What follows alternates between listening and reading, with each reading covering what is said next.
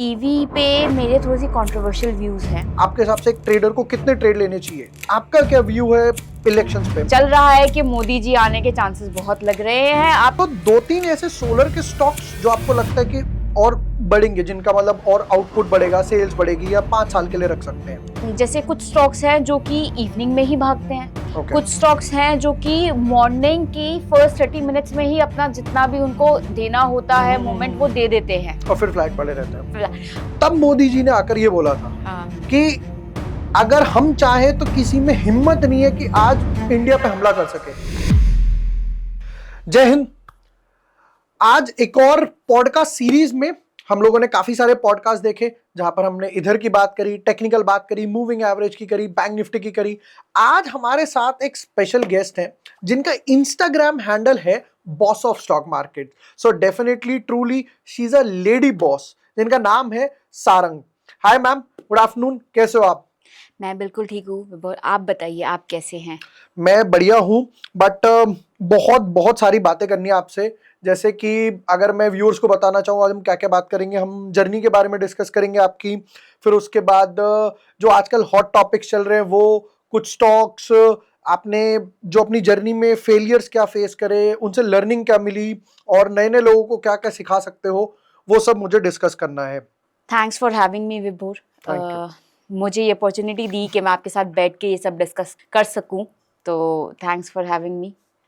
अब मुझे पहले तो जर्नी से स्टार्ट करते हैं। हाँ। और मैं ना कोई इधर उधर घुमा के बात नहीं करता, पॉइंट टू पॉइंट बात करते हैं, ताकि व्यूअर्स को ना ज्यादा समझने को मिले, सीखने को मिले। मार्केट में आप कब आए थे? मार्केट में मैंने एंट्री ली थी 2018 में। 2018 में, ठीक है, तो ऑलमोस्ट 5-6 साल हो गए। हाँ, 5-6 साल हो गए मुझे। और अभी तक जर्नी कैसी रही आपकी? टचवुड मेरी जर्नी बहुत अच्छी रही, क्योंकि मैंने जब स्टार्ट किया था मैंने फर्स्ट ही धोखा खा लिया था। ओहो। टिप्स के हिसाब से टेलीग्राम पे। तब मुझे पता चल गया था कि नहीं, ये राइट वे नहीं है, और लर्निंग ही है जो कि राइट वे है, और रिस्क मैनेजमेंट ही है जो राइट वे है, वो धोखा खाने के बाद ही। तो उसके बाद से मेरी जर्नी काफ़ी अच्छी रही है स्टॉक मार्केट के अंदर। तो आप हमें भी ये सिखाने वाले हो, हमारे व्यूअर्स को? हाँ, ज़रूर, आप अपॉर्चुनिटी देते रहिए, हम सिखाते रहेंगे। डन। तो पहला तो ये कि इनिशियल डेज कैसे थे, या मतलब इससे लॉस कितना है, जो भी आपने टिप्स की बात करी, या सीखने को क्या मिला यहाँ से? मतलब देखो, हर बंदा इंडिया में स्पेशली उस टाइम पीरियड में यूट्यूब से ही मुझे लगता है कि स्टॉक मार्केट में आता है। सबसे पहले स्टॉक मार्केट जहाँ से भी सुनता है, दोस्तों से या कहीं और से, सबसे पहले वो यूट्यूब पे जाके सर्च करता है स्टॉक मार्केट क्या है। राइट। ठीक है, तो मेरे साथ भी यही हुआ। स्टॉक मार्केट मैंने सर्च किया कि क्या है, वहाँ पे मुझे वीडियो दिखी, तो ऐसे ही डीप डाइव जाते हुए किसी के कैप्शन में मैंने टेलीग्राम का चैनल ज्वाइन कर लिया। ठीक है। ज्वाइन कर लिया, तो वही उन्होंने टिप दी, तो वो टिप मैंने 1-2 दिन तक ऑब्जर्व की, तो मैंने देखा भाई सही चल रहा है, अच्छा ये तो क्या ही है, ये मनी तो मशीन। हाँ ये तो पैसा ही पैसा। ठीक है, ये और उस टाइम पे भाग भी रहा था काफी सारे स्टॉक्स। ठीक है, तो मैंने अपने हस्बैंड को बताया कि मुझे इसमें लगाने हैं, तो ही ट्रस्ट मी वेरी मच। तो उन्होंने कहा कि ठीक है, आपकी मर्जी, आपको करना है आप कीजिए। राइट। मैंने लगाया, तो पहले दिन तो मेरा प्रॉफिट हुआ, वही सेम चीज़। और ना स्टॉप लॉस के बारे में कुछ पता था, ना किसी और चीज़ के बारे में, बस ये कि बाय कर लेना है और यहाँ से निकल जाना है, राइट। प्रॉफिट होगा तो। और नेक्स्ट दिन देखा तो वही लॉस हो गया बहुत ज़्यादा। जो कमाया वो भी गया? और जो कैपिटल पर मैंने स्टार्टिंग में सिर्फ 5,000 रुपए लगाए थे। ओके। ये भी चीजें सुन चुकी थी कि भाई हाथ जल जाता है, नहीं पैसे चले जाते हैं, ये सब है। 5,000 रुपए ही लगाए थे, तो वहीं से ही मैं संभल गई कि नहीं, ये इनके चक्रों में तो अभी नहीं पड़ना है, अभी मुझे नहीं समझ आ रहा है कि क्या है क्या नहीं है। तो मैंने फिर पढ़ना स्टार्ट किया। ओके। और मुझे बहुत ज़्यादा शौक है पढ़ने का, मैं बहुत सारी बुक्स पढ़ती हूँ। तो अभिषेक ने, मेरे हस्बैंड ने भी मुझे यही गाइड किया कि आप पढ़ाई करो थोड़ा सा इसके ऊपर। तो मैंने बुक्स पढ़नी स्टार्ट की, और उन्होंने यूट्यूब की वीडियोस देखनी स्टार्ट की, और फिर हम आपस में वो नॉलेज शेयर करते थे कि उन्होंने क्या पढ़ा, मैंने क्या पढ़ा, और क्या होता है क्या नहीं होता है। और फिर हमने उसका एक रोड मैप बना के फिर से स्टार्ट किया। फिर भी 5,000 से ही स्टार्ट किया। और ये वापस से रीस्टार्ट कब करा आपने? रीस्टार्ट हमें इस पूरे इवेंचुअल जर्नी में मेरे ख्याल से 3-4 हफ्ते का हमने टाइम लिया। ओके, 1 महीना आप लगा लो। राइट। फिर हमने रीस्टार्ट किया वो चीज़, और उसमें भी लॉसेस हुए, पर ऐसे लॉसेस नहीं हुए कि सब कुछ ही गवा दिया। ओके। और धीरे-धीरे बढ़ के और फिर we came towards this far. हमें 5-6 साल हो गए हैं ओके, स्टॉक तो मार्केट के अंदर। वो जो दोनों में डिफरेंस था, हाँ, मतलब जब आपने टिप्स ली या और बाद में जब 1 महीने बाद रीस्टार्ट करा, तो दोनों में डिफरेंस क्या मेजर अपने में लगा? अपने में understanding of the market, okay, ये मेजर डिफरेंस लगा। पहले मार्केट की अंडरस्टैंडिंग ये थी कि पैसा आएगा बस, ठीक है। ठीक है।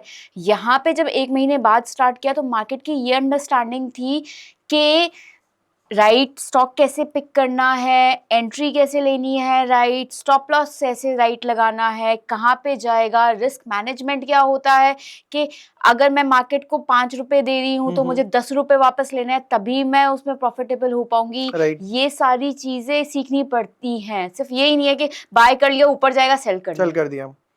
अब आपने ये बोला कि आपने बुक्स भी पढ़ी हैं, हाँ आपने ये बोला आपने वीडियोस भी देखी हैं, हाँ। दोनों में से ज्यादा इफेक्टिव क्या लगा? मुझे लगता है कि बुक्स ज्यादा इफेक्टिव हैं। ओके, वीडियोस में आप क्या करते हैं कि सिर्फ नॉलेज ग्रास्प करते हैं, ठीक है। वो बस जैसे आप कोई भी वीडियो देखते हैं तो उसमें आप अपना 100% अटेंशन नहीं दे पाते हैं, हमेशा ही होता है। राइट, डिस्ट्रैक्शन होता रहता है इधर उधर, डिस्ट्रैक्शंस भी होते हैं, और जब तक आप उस चीज को बार बार रिपीटली पढ़ोगे नहीं, वो आपके माइंड में बैठेगा नहीं कि क्या बोल रहा है। Right. वो बोलता जा रहा है, आप सुनते जा रहे हो, आधी चीजें तो ऊपर से चली जाती हैं। राइट। बुक जब आप पढ़ने बैठते हो ना, तो आप अगर कुछ मिस भी हो गया तो आप उसको दोबारा पढ़ोगे, राइट, तो वो ज्यादा दिमाग में जाती हैं। ओके। तो मेरा एक क्वेश्चन ये है कि कुछ बुक्स हैं पुराने ट्रेडिशनल मेथड पे, जैसे आप स्टीव निसन की बुक्स ले लो या वॉल स्ट्रीट वगैरह पे ले लो। अब इनमें क्या है, चार्ट पैटर्न्स वगैरह पुराने हैं, एग्जांपल्स पुराने हैं, बट उन लोगों के पास एक्सपीरियंस था। अभी जो आ रहा है वो नए एग्जांपल्स के साथ आ रहे हैं, जो नई वोलेटिलिटी बढ़ गई या कुछ नए पैटर्न्स वगैरह आ गए, नए स्ट्रैटेजी किसी ने डिस्कवर कर लिया। आपके हिसाब से दोनों में से कौन सा बेटर है, मॉडर्न बुक्स या ट्रेडिशनल बुक्स? मेरे हिसाब से ना सिर्फ 1 या 2 बुक्स बेटर नहीं होती हैं। ओके, आप एक ट्रेडर, लास्ट में तो आपको अपना पर्सनल स्टाइल ही ढूंढना पड़ता है, उनसे आप उनके पर्सनल स्टाइल से नॉलेज ले सकते हो और आपके लिए क्या वर्क कर रहा है ये ले सकते हो। ओके, तो आपको सबका कॉम्बिनेशन निकालना पड़ेगा। आपको पुरानी बुक्स भी पढ़नी पड़ेगी उनकी विजडम के लिए, आपको नई बुक्स भी पढ़नी पड़ेंगी करंट साइकोलॉजी समझने के लिए, और फिर उन दोनों को मिक्स करके आपके लिए क्या वर्क कर रहा है वो आपको फाइंड आउट करना पड़ेगा। मैं ये नहीं कह सकती हूँ कि जी आप ये बुक पढ़ लीजिए आप ट्रेडिंग में सक्सेसफुल हो जाओगे, ठीक है। Right. वो आपके ऊपर है। आपको हो सकता है कि 10 बुक छाननी पड़े, उसमें से 2 बुक जो है वो आपके स्टाइल के हिसाब से आपको मिल जाए, और Right. उससे आप कुछ सार निकाल के और अपनी ट्रेडिंग जर्नी में 100% दे पाए। नेक्स्ट, अब जैसे आपने ये चीज बोली कि काफी सारी बुक्स पढ़ी हैं, या जैसे आपने स्टार्ट करा रीस्टार्ट, तो डेफिनेटली स्टार्टिंग तो इक्विटी से ही करते हैं यूजुअली लोग, राइट। आप एफएनओ में वगैरह में कब आए, या मतलब कितना पार्ट अभी भी है आपका एफएनओ में? अगर 100 ट्रेड लेते हो तो इक्विटी कितना और एफएनओ कितना? एफएनओ में मैं इंट्राडे करती हूँ, ओके, और इक्विटी में मैं स्विंग करती हूँ और इन्वेस्टमेंट करती हूँ। ओके, इक्विटी में मैं अभी इंट्राडे नहीं करती हूँ, क्योंकि मुझे रियलाइज हुआ है कि इक्विटी थोड़े टाइम के लिए रखते हैं तब अच्छा रिटर्न देता है इंस्टेड ऑफ इंट्राडे। राइट। तो मेरा पोर्टफोलियो का जो मेरा प्रॉफिट होता है इंट्राडे से, वो मैं या तो स्विंग में डाल देती हूँ या मैं लॉन्ग टर्म में डाल देती हूँ, रीइन्वेस्ट कर देते हो। हाँ। और मेरा जो इंट्राडे का है वो मेरा जनरली फिक्स ही होता है, कुछ टाइम बाद ही मैं 6 महीने बाद इवैल्यूएट करके उसको बढ़ाती हूँ पैसे। ओके, तो आपके हिसाब से दिन के कितने, जैसे आपने कहा आप इंट्राडे में एफएनओ करते हो, फ्यूचर्स मान लेते हैं या ऑप्शंस मान लेते हैं, निफ्टी बैंक निफ्टी कुछ भी, कितने ट्रेड एक नॉर्मल है? 2 ट्रेड, 5, 10, 20? आपके हिसाब से एक ट्रेडर को कितने ट्रेड लेने चाहिए? 2 ट्रेड कि मार्केट या तो ऊपर जाएगी या तो नीचे जाएगी, राइट। ठीक है, आप एक डायरेक्शन चूज करते हो, आपका व्यू पॉइंट आता है, आप ऐसे नहीं कर सकते कि ऊपर जा रही है फिर नीचे जा रही है फिर आपका व्यू पॉइंट चेंज हो गया, फिर ऊपर जा रही है फिर व्यू पॉइंट चेंज हो गया, आपने 10 ट्रेड डाली, अब तो ब्रोकरेज जनरेट कर ये रहे तो हो। 10 के 10 गलत ही जाएंगे फिर। हाँ, अब ब्रोकरेज जनरेट कर रहे हो end of the right day, right आप प्रॉफिट नहीं जनरेट कर रहे हो।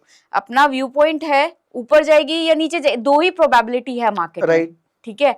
जिस दिन साइडवेज है उस दिन तो आप अंधे ही ट्रेड कर जाओगे, वो तो कहीं जाएगा ही नहीं मार्केट। तो सिर्फ 2 ट्रेड। ओके मेरा हमेशा से ही रहा है कि मेरा जो व्यू पॉइंट है, अगर मैं गलत भी होती हूँ, अब मैंने कहा आज मार्केट गिरेगी और उस दिन मार्केट ऊपर ऊपर गई चले है, गए। तब भी तो सिर्फ 2 ही ट्रेड डलेंगे ना, कि एक में राइट स्टॉप लॉस हिट हो गया, फिर मार्केट डायरेक्शन गई तो नेक्स्ट ट्रेड हो गया। Right right. तो उससे ज्यादा ट्रेड करना तो मुझे लगता है कि बेवकूफी ही होती है। ओके, मतलब आप कह रहे हो 1 या 2 ट्रेड लो पर वो तसल्ली से 10 के बराबर हो। हाँ हाँ हाँ। राइट राइट, ठीक है। नेक्स्ट अगर इस पे ही और बात की जाए, आपके हिसाब से प्राइस एक्शन ज्यादा इफेक्टिव है या इंडिकेटर ज्यादा इफेक्टिव है, या मैं आपका पर्सनल ट्रेडिंग क्या है, मतलब अगर आप शेयर मैं करना चाहें। प्राइस एक्शन के हिसाब से ही काम करती हूँ, मैं लेवल्स के हिसाब से काम करती हूँ। इंडिकेटर्स मैंने एक बार काम किया था इंडिकेटर्स पे, मैंने ट्राई किए हैं इंडिकेटर, पर मुझे इंडिकेटर बहुत ज़्यादा लैगिंग लगते हैं। ओके, मुझे लगता है कि भाव भगवान है, भाव भगवान से। ठीक है, तो वो भाव अपने आप बता देता है कि कहाँ पे हूँ मैं, क्या करना है क्या नहीं। ओके, तो इंडिकेटर मैं रिकमेंड भी नहीं करती हूँ और मैं इंडिकेटर से ज़्यादा रेट लेती भी नहीं हूँ, प्राइस एक्शन से ही काम करती हूँ। वॉल्यूम मतलब 2-3 अगर पैटर्न्स आप होमवर्क देना चाहें व्यूअर्स को कि भाई ये जाओ और गूगल पे पढ़ो इन पैटर्न्स के बारे में, या कोई थ्योरी वगैरह प्राइस एक्शन पे ही, मतलब नहीं, मैं प्राइस एक्शन पे सिर्फ लेवल्स देखती हूँ। सिर्फ levels as in support resistance. हाँ, support and demand zone, resistance. Supply zone. हाँ, demand zone and supply zone क्या होता है, कहाँ पे डिमांड है, कहाँ पे सप्लाई है, कहाँ पे अगर स्टॉक गिर रहा है तो बायर सारे आके कहेंगे कि नहीं, यहाँ से मुझे इससे ज्यादा नीचे नहीं गिराना है, या फिर कहाँ पे ज्यादा जा रहा है तो कहाँ पे सेलर्स आएंगे कि नहीं, इससे ऊपर जाना नहीं चाहिए स्टॉक। तो ये डिमांड एंड सप्लाई को रीड करना विद वॉल्यूम और फिर उसमें काम करना है। और this works everywhere, Nifty, bank Nifty, stocks. हाँ, देखो एक तो ये मैं आपको बताऊंगी कि हर स्टॉक का अपना बिहेवियर होता है, हर स्टॉक का अपना पैटर्न होता है। ये नहीं है कि आपने सिर्फ एक सेट पैटर्न देखा और आपने हर एक पे ही वो पैटर्न लगा दिया। आपको उस स्टॉक का बिहेवियर रीड करना पड़ेगा, अपना पैटर्न लगा के देखो, बट ये भी देखो कि वो पैटर्न उस स्टॉक में कितनी बार काम कर रहा है, कितनी बार नहीं काम कर रहा है। राइट, मतलब एक पैटर्न हर स्टॉक पे काम नहीं करता। ठीक है, जैसे कुछ स्टॉक्स हैं जो कि इवनिंग में ही भागते हैं, कुछ स्टॉक्स हैं जो कि मॉर्निंग की फर्स्ट 30 मिनट्स में ही अपना जितना भी उनको देना होता है मोमेंट वो दे देते हैं और फिर फ्लैट पड़े रहते हैं। अगर आप कहीं ना कहीं मानते हो कि ऑपरेटर्स ऑपरेट करते हैं, तो एक स्टॉक में अगर एक स्पेसिफिक ऑपरेटर बैठा हुआ है तो उसका भी पैटर्न है कि वो कैसे काम कर रहा है उस स्टॉक के अंदर। राइट, मतलब फर्स्ट हाफ में भगाएगा, सेकंड हाफ में भगाएगा, या कैसे भगाएगा, क्या करेगा। तो वो आपको बैठ के उसको दोस्त बनाना है उस स्टॉक को, उसकी हर कैंडल को ऑब्जर्व करना है और किंग बनो एक चीज के, एक पैटर्न, बट हाँ, एक चीज के किंग बनो, हर एक चीज में मत जाओ। बिल्कुल ठीक है। अच्छा, अब आपकी जर्नी के बारे में हम लोगों ने बात करी, इनसाइट्स वगैरह मिले, वो तो और भी लेंगे मैं आपसे, बट आजकल ना देखो इंडिया में 2 ही हॉट टॉपिक चल रहे हैं मेरे हिसाब से, एक है आईपीएल और एक है इलेक्शंस। ऑब्वियसली आईपीएल क्या है, हर साल आएगा, एंटरटेन वगैरह करके जाएगा, बट इलेक्शंस 5 साल में एक बार आते हैं। राइट, 5 साल के लिए आपको वेट करना पड़ेगा, फिर आप देखते हो कि इसकी गवर्नमेंट बनेगी, ढेर सारे हॉट टॉपिक्स निकल कर आते हो उसमें, डिबेट्स वगैरह।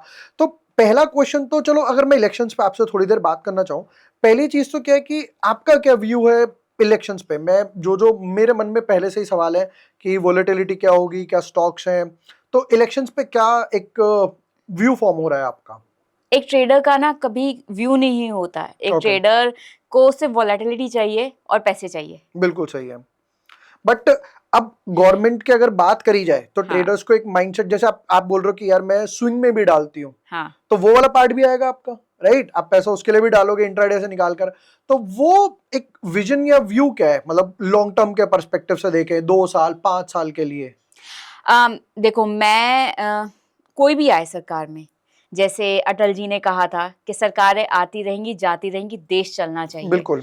वही व्यू पॉइंट है कि देश चलेगा। निफ्टी तो ऊपर जाना ही जाना है, जिस हिसाब से पिछले 10 साल में इंडिया की इकोनॉमी को प्लेस किया गया है centre of the world. China से चीजें यहाँ पे शिफ्ट हो रही हैं, तो यहाँ पे बिजनेस आना ही आना है। फ्यूचर बहुत ब्राइट है। हो सकता है कि कोई गवर्नमेंट दूसरी आए और बहुमत में ना आए तो थोड़ा सा स्टम्बल कर जाए, बट इवेंचुअली वो पिकअप करके जाएगा ही।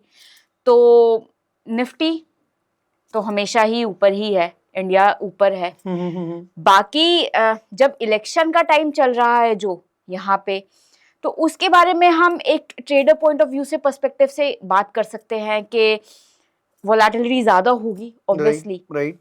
स्टॉप लॉसेस भी बहुत ज्यादा हिट होंगे, ठीक है। मैनेजमेंट भी बहुत मुश्किल होगी।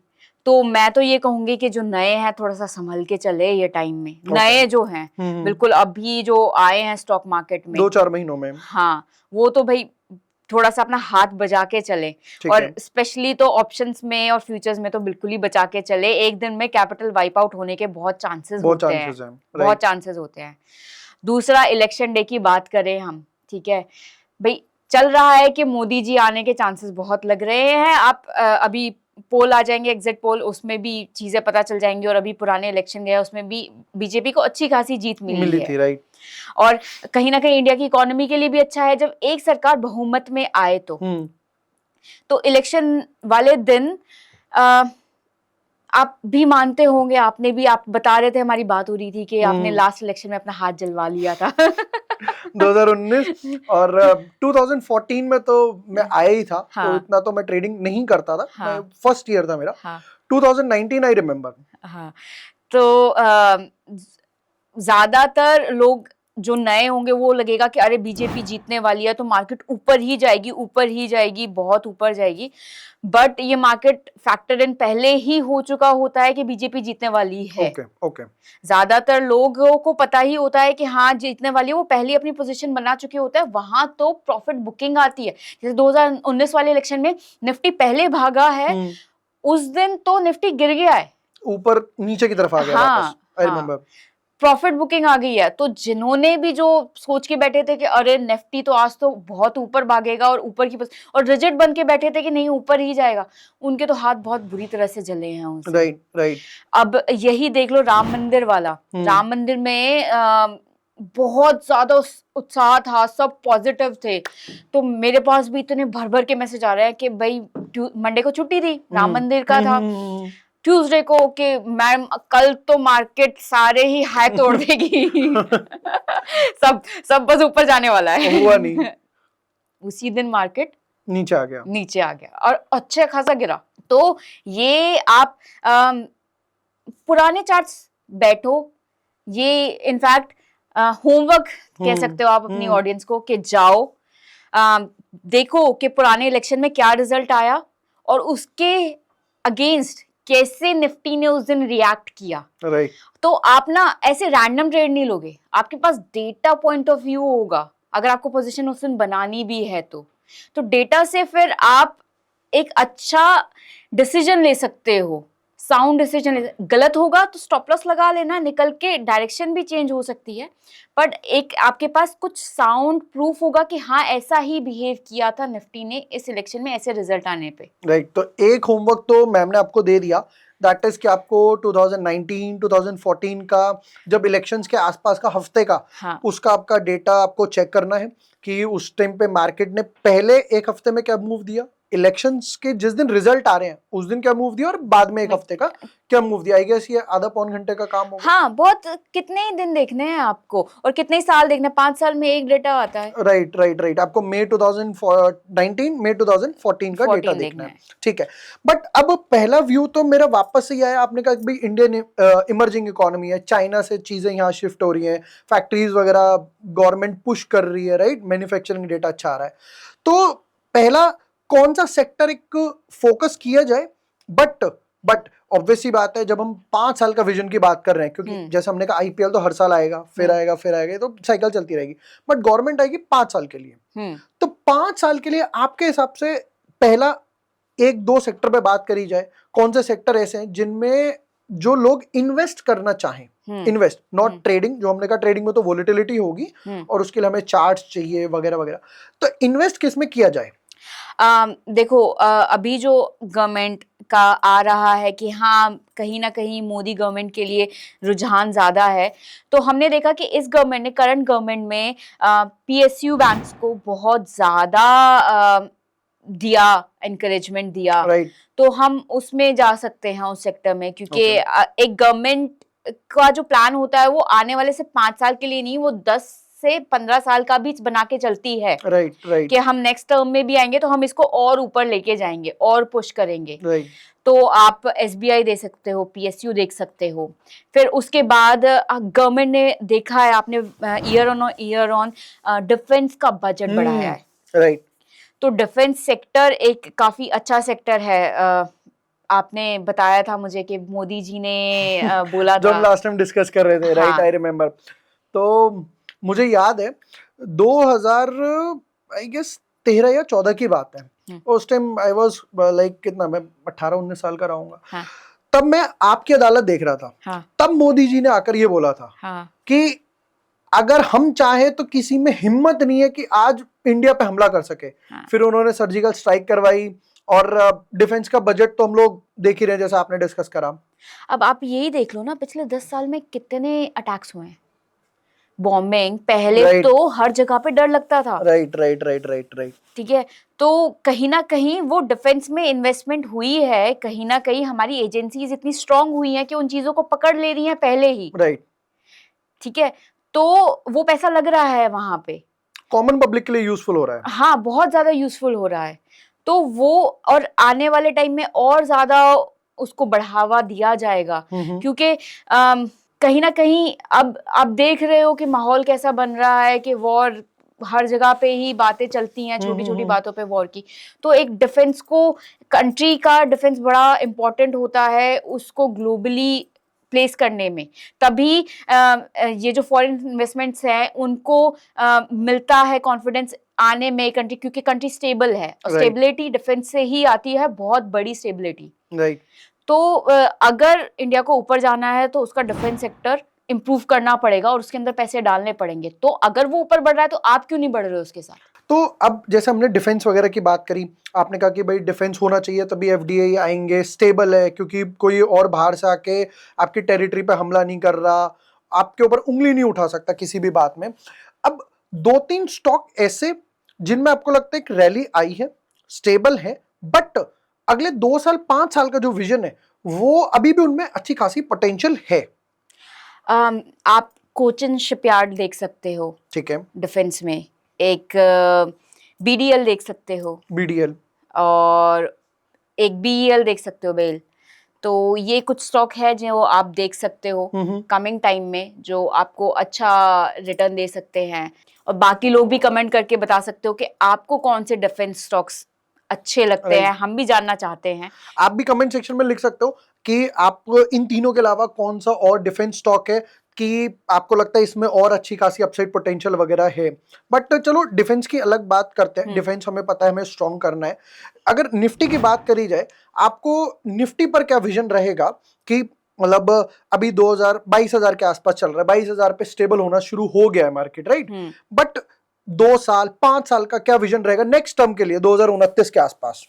आप कुछ भी कहो, पर बीजेपी की सरकार जब से आई है 2014 से अब तक निफ्टी बढ़ा ही है।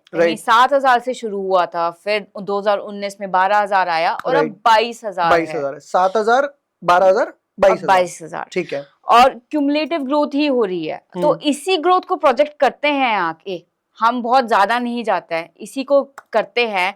तो नेक्स्ट 2 इयर्स में मैं कहीं निफ्टी को 30,000 के आसपास देखती हूँ। 30,000, 22,000 का 30,000 मतलब 15-17% के आसपास। हाँ, ठीक है। और आने वाला जो नेक्स्ट सिलेक्शन है वहां तक मैं ये तक कह सकती हूँ कि निफ्टी 44,000 या 45,000 की रेंज में जा सकता है। मतलब 5 साल में आप कह रहे हो 22 का 44 भी हुआ तो 100% के हिसाब से 15, 17, 20% ग्रोथ, 20% कंपाउंड के हिसाब से। हाँ, निफ्टी इतना कंपाउंडिंग दे ही रहा है, इंडिया की इतनी ग्रोथ प्रोजेक्टेड है ही, जबकि कोरोना वायरस भी इतनी बड़ी चीज आ गई। राइट, तब तो मार्केट क्या डिप आया था। हाँ, क्या डिप, पर रिकवरी हमने कितनी फास्ट की।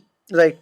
तो ये ग्रोथ देख के हम देख सकते हैं कि निफ्टी आने वाले 5 साल में कहीं 44,000 45,000 के आसपास। मतलब आप कह रहे हो कि जिन लोगों ने अभी इन्वेस्ट नहीं किया है अभी भी अपॉर्चुनिटी है, राइट, अभी भी कुछ भी नहीं करना तुम्हें तो निफ्टी का ETF उठा लो, ओके, तुम्हें 15% क्यूमुलेटिव ग्रोथ कहीं नहीं गई है। निफ्टी ETF हो गया। हाँ ये अगर अच्छा चलो, जिन लोगों को स्टॉक से डर लग रहा है कि यार डिफेंस के स्टॉक तो बहुत भाग गए, हम हाँ अगर एक दो हाँ सेक्टर की बात करें तो उनके लिए निफ्टी है, ठीक है।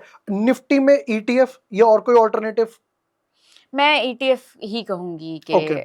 आप ETF लो, ज्यादा झंझट में मत पड़ो और उसी में ही रहो, इंडिया के ऊपर बिलीव करो। इंडिया के ऊपर, मतलब निफ्टी प्लेन ETF या निफ्टी 20 जैसे हम लोग बोलते हाँ हैं, निफ्टी 20 उसमें डाल दो और चुपचाप बैठ जाओ। बैठ जाओ। हाँ कि मतलब अभी भी देर नहीं हुई है। नहीं नहीं बिल्कुल भी देर नहीं हुई है। जिन लोगों को लग रहा है रैली मिस हो गई हमारी, अरे यही डेटा देखो, जितनी भी डेवलप्ड कंट्री है उसमें कहीं ना कहीं 51% to 54% पार्टिसिपेट करते हैं स्टॉक मार्केट के अंदर। राइट, इंडिया में अभी वो 3% 3% सिर्फ, ठीक है। अब वो जाएगा ही जाएगा कहीं ना कहीं 40 to 45% आने वाले टाइम में। तो अगर आप 3% पे भी अगर आप इन्वेस्ट कर रहे हो तो जब वो 45% जाने वाला है तो आप कहाँ पे होगे उस लेवल पे? राइट। तो आप ये देखो ना, आप टॉप में रहोगे तब, तो अभी भी टाइम है। क्योंकि इसकी ना मैंने एक और न्यूज भी पढ़ी थी, हाँ कि गवर्नमेंट ने क्या करा है, अब 1 अप्रैल से जो आप इंश्योरेंस पॉलिसी लोगे, हाँ उसके लिए डीमैट अकाउंट चाहिए। हाँ डीमैट तो अकाउंट धीरे धीरे इंश्योरेंस पॉलिसीज इन सब के लिए गवर्नमेंट डीमैट पुश कर रही है कि भाई डिजिटल हो जाओ थोड़ा सा, वो पेपर वर्क कम करो और एक क्लिक पे सब कुछ आ जाएगा। अब इंसान के पास डीमैट है तो वो क्या यार इसका और क्या यूज कर सकता हूँ मैं। डीमैट अकाउंट के लिए मोनोपोली स्टॉक्स है ना, CDSL है, बिल्कुल CDSL है, BSC है, हाँ BSC है। तो ये निफ्टी की बात हुई, डिफेंस की बात हुई, कोई और सेक्टर जिस पे आपको लग रहा है गवर्नमेंट पुश कर रही है और उसमें पोटेंशियल और बनेगी अभी? मैं कहूँगी गवर्नमेंट इंफ्रा में काफ़ी पुश कर रही है, जिसमें कि रेलवे को बहुत ज़्यादा अहमियत दी जा रही है। ओके, वंदे भारत, क्योंकि इंडिया में ट्रैवलिंग का बड़ा है। राइट, बहुत सारे लोगों अभी भी बहुत सारे लोग हैं जिनके पास खुद की पर्सनल कार नहीं है और वो प्रेफर करते हैं ट्रेन से ट्रैवल करना। प्लेन भी अभी अफोर्डेबिलिटी में नहीं आया है फैक्टर में, तो इसको ग्रोथ के लिए तो ट्रेन्स चाहिए ही चाहिए, एक जगह से माल एक दूसरी जगह पे ले जाने के लिए। राइट, तो अब वंदे भारत भी कितना हाई पे चल रहा है। राइट। तो रेलवे एक सेक्टर आप देख सकते हो, इसके स्टॉक्स आप देख सकते हो। अच्छा, अब आपने मुझे डिफेंस के बारे में बताया, डिफेंस के आपने 2-3 स्टॉक BDL BEL वगैरह बोले, निफ्टी का बोला कि भाई निफ्टी 2 साल में 5 साल में इतना जा सकता है। अब आपने ये भी बोला कि भाई गवर्नमेंट वंदे भारत को पुश कर रही है कि भाई और नए ट्रेन लाओ, इंफ्रा ही बढ़ रहा है इनडायरेक्टली। तो 2-3 रेलवे के ऐसे स्टॉक्स जिन पे फोकस किया जाए 2 साल 5 साल के लिए? आप IRFC पकड़ सकते हो, Okay. RVNL पकड़ सकते हो, ओके, IRCTC पकड़ सकते हो। IRCTC मोनोपोली स्टॉक है इनडायरेक्टली। हाँ, आप मोनोपोली स्टॉक्स पकड़ोगे तो वो तो ऊपर ही जाएंगे, टिकट बुकिंग तो होगी ही होगी ना। राइट, अच्छा, बट अब ये 3 हम लोगों ने डिस्कस कर लिए, आपको क्या लगता है अभी एक सेक्टर और है मेरे हिसाब से, मैं आपसे समझना चाहूंगा, ईवी, जो गवर्नमेंट जिसको पुश कर रही है कि भाई ईवी लो, इलेक्ट्रिक व्हीकल लो, स्कूटर लो या गाड़ी ले लो, राइट, पॉल्यूशन कम करो उससे, ये वो, उस पे क्या व्यूज हैं, मतलब next 5 years down the line? देखो, ईवी पे मेरे थोड़ी सी कंट्रोवर्शियल व्यूज हैं। ओके, मैं मानती हूँ पर्सनली कि ईवी आपको सामने से क्लीन फ्यूल दिखता है, जैसे पेट्रोल का तो आपको दिखता है धुआं हो रहा है, डीजल का धुआं हो रहा है, ईवी का धुआं नहीं दिखता। पर ईवी व्हीकल बनाने में, ठीक है, और इलेक्ट्रिसिटी प्रोवाइड करने में जो पीछे काम चल रहा है, अब इलेक्ट्रिसिटी तो कोल माइनिंग से ही आती है, राइट, ईवी की बैटरी होती है, उसके लिए भी माइनिंग यूज होती है, ठीक है। उसके बाद जब ईवी की बैटरी खराब हो जाएगी उसको डंप कहाँ करेंगे? राइट, वो भी पॉल्यूशन के लिए ही खराब है, डंप ई वेस्ट जाएगा, पूरा का पूरा खराब होगा। तो ये इवेंचुअल गेम नहीं है। ओके, ये टाइम बिंग पुश कर दिया है, बट इवेंचुअली तो आपको रिन्यूएबल एनर्जी में ही जाना पड़ेगा, सन की ही एनर्जी हार्नेस करनी पड़ेगी। ओके, मतलब आप कह रहे हो जो रिन्यूएबल एनर्जी सोलर से बन रही है वो बेस्ट है? वो बेस्ट है। आपको हर जगह, स्पेशली इंडिया में, इंडिया इज यहाँ पे अच्छा खासा सूरज आता है, राइट, ठीक है, तो यहाँ पे हमें कहीं ना कहीं उस एनर्जी को हार्नेस करना है अगर एनवायरनमेंट को प्रिवेंट करना है। ओके तो और आप ग्राउंड रियलिटी देखो, कोई भी स्टॉक खरीदने से पहले ना उसकी ग्राउंड रियलिटी देखनी चाहिए। अब आप जाओगे तो जितने भी ये पावर स्टेशंस हैं, ठीक है, ईवी को चार्ज करने के, वो बहुत ज्यादा बंद पड़े हैं अब। ओके, एक तो कॉस्ट की भी हम लोग डिस्कशन कर रहे थे। हाँ, कि और ईवी व्हीकल बहुत महंगा मिलता है नॉर्मल पेट्रोल। अब एक कॉमन पर्सन है, वो कहेगा कि यार मैं धीरे धीरे करके पेट्रोल डलवा लूंगा, मैं एक साथ इतना पैसा न डालो। हाँ, 50% कॉस्ट हाई है ईवी मतलब में। जो एक ईवी की गाड़ी है वो है कुछ 12-15 लाख की, और वहीं वो पेट्रोल का वर्जन आ जाता है 8-9 लाख के 9 आसपास। लाख के हिसाब से। इसलिए वो अपफ्रंट 5-6 लाख कॉमन पर्सन नहीं पे कर पा रहा। वो सोचता है कि मैं धीरे धीरे करके पेट्रोल ही डलवा लूंगा। राइट। तो अभी आपने कीवर्ड यूज करा सोलर, यहाँ से अब सोलर पकड़ते हैं। तो अब जैसे मोदी जी ने पहले 2014 में इनडायरेक्टली डिफेंस प्रमोट करा कि भाई इंडिया में कोई हाथ नहीं लगा सकता, और वो रियलिटी बनी, किसी में दम नहीं हाथ लगाने का। फिर अब मोदी जी ने बीच में पीएसयू प्रमोट कर दिए थे कि भाई जो स्टॉक मार्केट में रुचि रखते हैं वो पीएसयू देखें, और भाग गया। फिर अब उन्होंने सोलर प्रमोट करा। तो 2-3 ऐसे सोलर के स्टॉक्स जो आपको लगता है कि और बढ़ेंगे, जिनका मतलब और आउटपुट बढ़ेगा, सेल्स बढ़ेगी, या 5 साल के लिए रख सकते हैं? आप ग्रीन एनर्जी में जाओगे तो आप अपने पोर्टफोलियो में डाल सकते हो Adani Adani green, okay. Tata power और आइनेक्स विंड। विंड, ये स्टॉक काफी अच्छे हैं। अगर आपको पोर्टफोलियो में इनको थोड़ी सी जगह देनी है आने वाले टाइम में, राइट। तो क्योंकि रिन्यूएबल एनर्जी में सोलर तो है ही, अब विंड भी अब गवर्नमेंट प्रमोट कर रही है धीरे धीरे। हाँ, राइट। अच्छा, अब आपने मुझे निफ्टी के बारे में बताया, डिफेंस के बारे में बताया, ईवी के बारे में हम लोगों ने डिस्कस करा, राइट, एंड हम लोगों ने काफी रेलवे के बारे में डिस्कस करा। आपने मुझे बोला था निफ्टी 20, राइट। तो निफ्टी 20 के साथ साथ और कुछ नहीं है जिसमें कोई अगर सोचना चाहे, इन्वेस्ट करना चाहे, उसके पैरेलली वगैरह? देखो, हमने डिस्कस किया था पीएसयू बैंक्स के लिए, राइट। तो आप बैंक निफ्टी की तरफ भी देख सकते हो, क्योंकि आने वाले टाइम में आपने देखा होगा कि कितने सारे स्कैम्स कम हो गए हैं। राइट। बहुत ज्यादा शिकंजा कस दिया है सरकार ने सबके ऊपर, तो कहीं ना कहीं बैंक्स भी एक पॉजिटिव रिटर्न की तरफ दिख रहे हैं कि हाँ, आने वाले टाइम में दे विल ग्रो। राइट, मतलब जैसे पहले स्कैम्स होते थे वो कम हो गए हैं, बहुत कम हो गए हैं। ओके।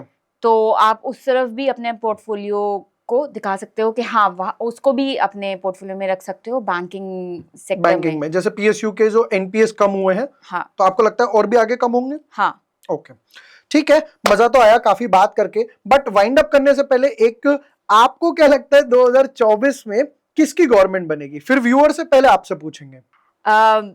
मैं तो वोट देने जाऊंगी। गवर्नमेंट जिसकी बने वो देखी जाएगी, और मैं सबसे रिक्वेस्ट भी करूंगी कि प्लीज अपना वोट कास्ट करके आए, बिकॉज वो बहुत इम्पोर्टेंट होता है। आप अपनी सेध देते हैं कि आप को कौन सी सरकार लेके आनी है, कौन सा आपके फायदे में रहेगी, तो प्लीज अपना एक वोट जरूर दे के आना है। राइट। मैं सबसे एक रिक्वेस्ट करना चाहूंगा, आप ये हमारा पॉडकास्ट देखो मत देखो, शेयर करो मत शेयर करो, बट डेफिनेटली वोट जरूर देकर आना है एक जिम्मेदार नागरिक के लिए, ताकि आपके ऊपर जो एक रिस्पॉन्सिबिलिटी दी गई है उसको डेफिनेटली फुलफिल करें। And thank you so much ma'am, and thanks to everyone, आप लोगों ने इतना प्यार दिया। और भी पॉडकास्ट वगैरह आएंगे जहां पर हम जर्नी शेयर करेंगे, बुक स्टॉक्स, ये वो आगे के क्या क्या व्यूज वगैरह हैं, और भी काफी गेस्ट वगैरह को इन्वाइट करेंगे। Again thank you so much ma'am for giving your time and valuable inputs वगैरह। Thank you so much for inviting me here, और मेरा व्यू पॉइंट लेने के लिए कि आने वाले टाइम में सरकार किसकी आने वाली है। Thank you so much. Thank you, ma'am. Thank you.